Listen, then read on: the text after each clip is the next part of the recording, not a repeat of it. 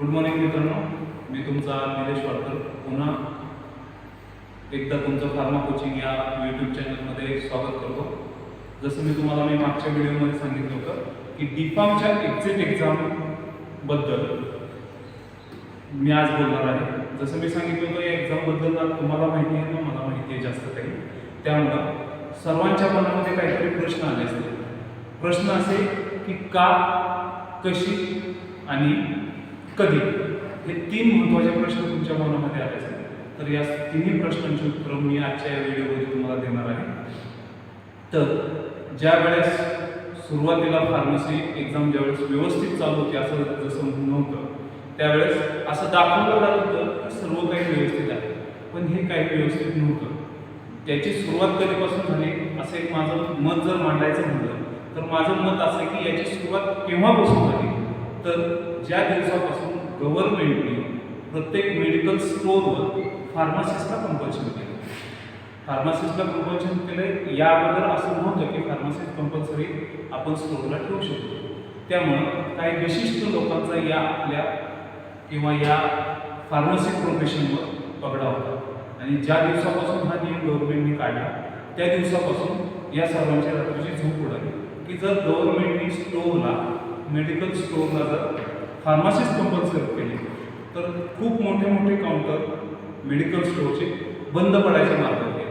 त्यामुळं याच्यानंतर त्यांनी एक अशी प्रोसेस सुरू केली की डी फार्मसीमध्ये बोगस ॲडमिशनची सुरुवात झाली.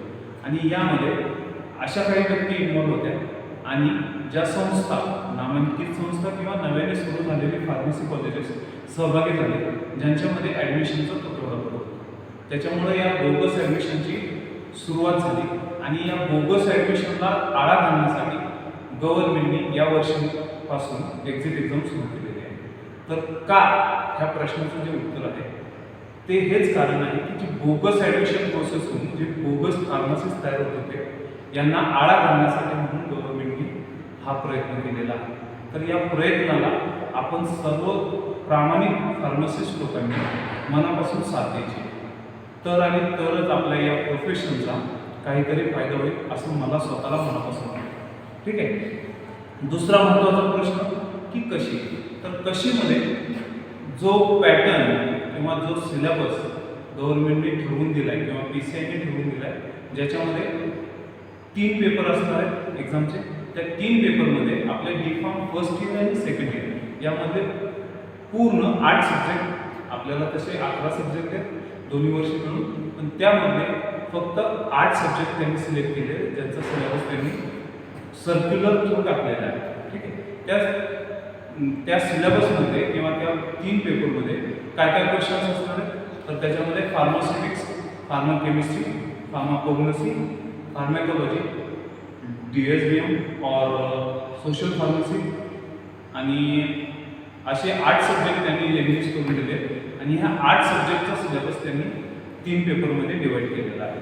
पुढचा महत्त्वाचा क्वेश्चन असा मनामध्ये येतो की कधी घेणार, तर PCIने एक सर्क्युलर काढून एक टेंटेटिव्ह डेट त्यांनी दिलेली आहे की 6 ऑक्टोबर किंवा 5 ऑक्टोबर किंवा 6 ऑक्टोबर 2024 दरम्यान ही जी एक्झिट एक्झाम आहे ही PCI कंडक्ट करणार आहे. आणि कंडक्ट कोण करणार आहे, तर national board of examination in medical sciences means NBEMS ही संस्था जी नीट एक्झाम कंडक्ट करते, ती संस्था ही एक्झिट एक्झाम कंडक्ट करणार आहे.